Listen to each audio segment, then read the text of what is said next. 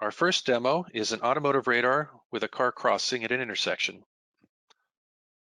So we start with a 2-lane highway with a side road. There's a car at a stop sign. And during this scenario, the car will accelerate to cross over the highway as a truck moves by and a car approaches. In this simulation, we have simulated a series of intervals, 1 second apart, a series of snapshots. Our truck is moving 15 meters per second. Our radar vehicle is advancing at 15 meters per second in the opposite direction. And our car is stopped at the sign in the beginning of the simulation. After the truck passes, it begins to accelerate at a rate of 4 meters per second squared and crosses in front of our radar.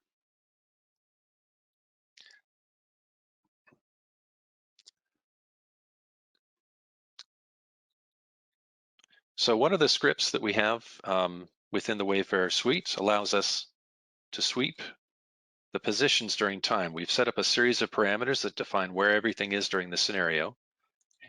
And we can now sweep from 1 to 5 seconds. And this plays what's going to happen in the simulations and the results that we show later. So we'll just show that one more time. So the car is advancing after the truck passes. This car crosses in front. We have selected to do a series of snapshots, 6 different snapshots throughout that scenario, and we'll do a frame to do Doppler processing for each one. Now in our geometry, you see asphalt for the roadway. We see the terrain. There's a stop sign with a pole.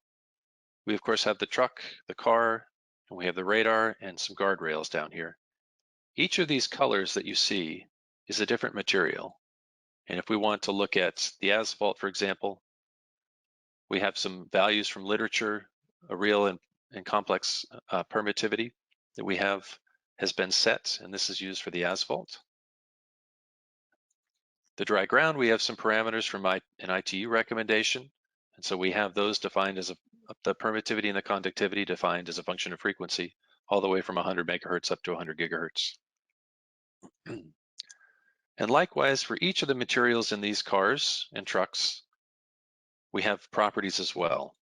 For example, we see another IT recommendation was used to feed the properties for the glass, for the window in the car.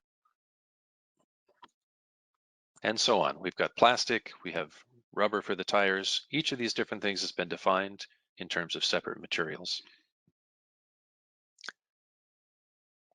Now in this case, our radar sensor has been defined as a transmitter and a receiver, about a wavelength apart.